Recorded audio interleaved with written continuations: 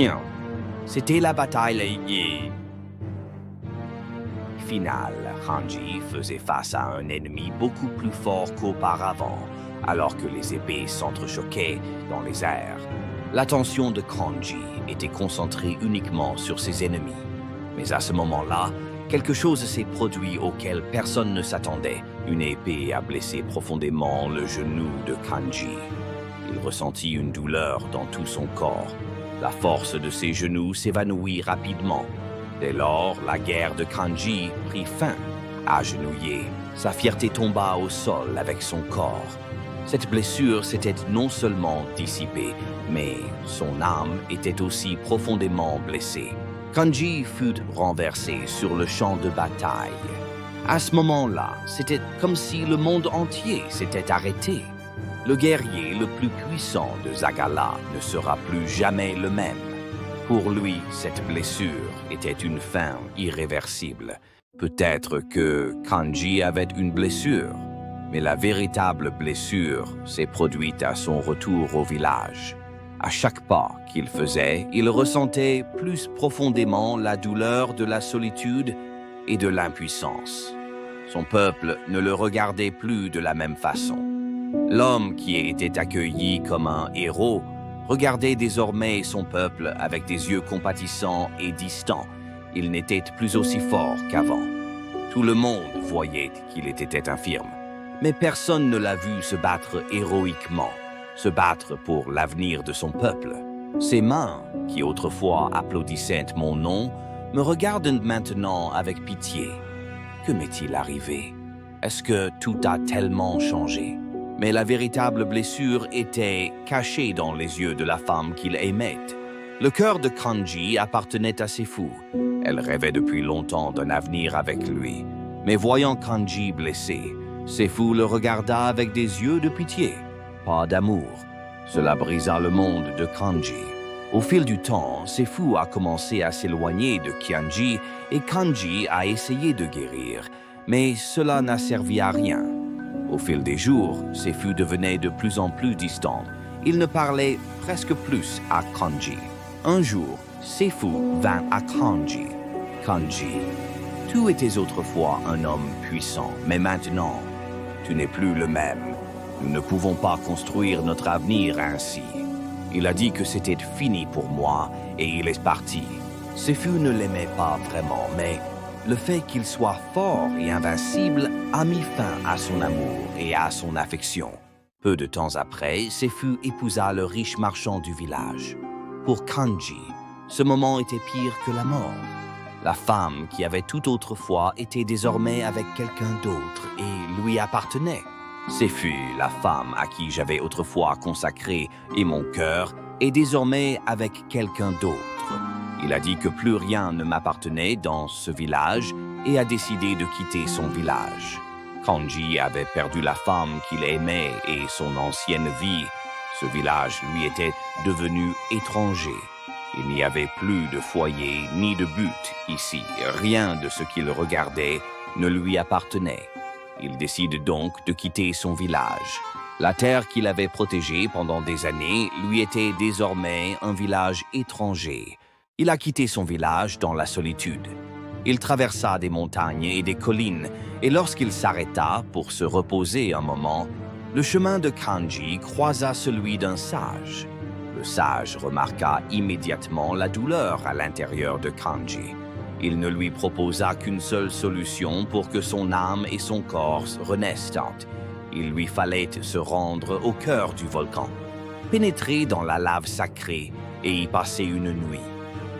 C'était une tâche presque impossible, mais la seule chose qui pouvait remplir l'âme de Kanji était la renaissance. Si votre âme et votre corps veulent renaître, vous devez vous rendre au cœur du volcan. Seul le pouvoir de la lave sacrée peut vous purifier. Ce n'est pas une tâche facile, mais la transformation n'est pas possible autrement. Si vous y parvenez, vous serez le guerrier le plus fort du monde. Kanji a réfléchi aux paroles du sage, y a réfléchi et a décidé de le faire. Cette mission était le seul moyen de redevenir fort et de soulager cette douleur. Kanji partit avec une détermination courageuse dans les yeux. Il s'engageait sur le chemin du volcan pour réécrire son propre destin. Kanji a atteint le sommet du volcan après des mois de voyage ardus. La lave brillait de la colère du feu et jetait constamment une lumière rouge. Rassemblant son courage, Kanji s'approcha de la lave. Malgré toute la peur et la douleur qui l'habitaient, il décida d'entrer dans la lave sacrée. Alors que la lave entourait le corps de Kanji, il ressentit un pouvoir qui le fit renaître. La douleur commença à faire place à une légère chaleur. C'est alors qu'il réalisa qu'il allait réussir.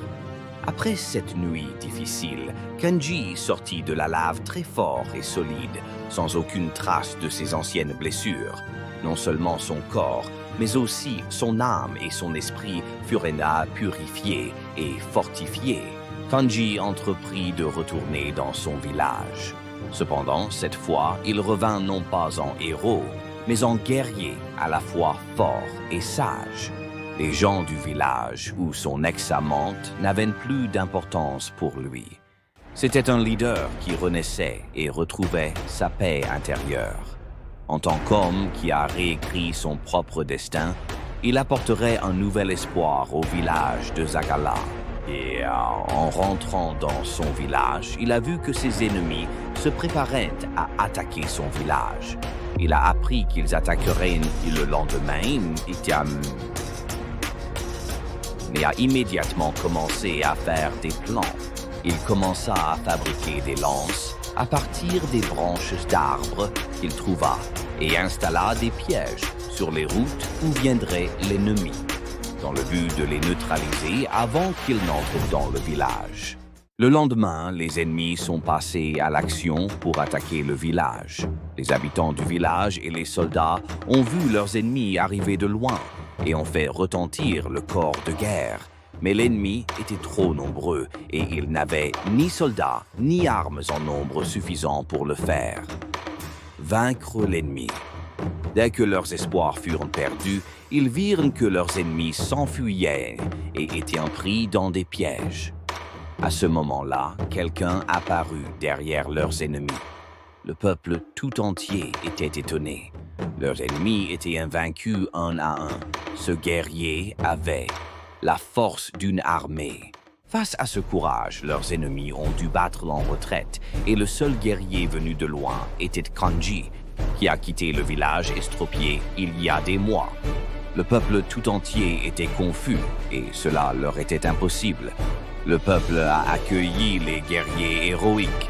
Avec joie, la femme qu'il aimait croisa le regard de ses fous. Ses fous le regretta beaucoup, mais il n'était plus l'homme qu'elle avait abandonné. Il était presque un héros renaissant. À partir de ce jour, Kanji devint le roi de son village avec sa sagesse, son courage et son sens guerrier invincible.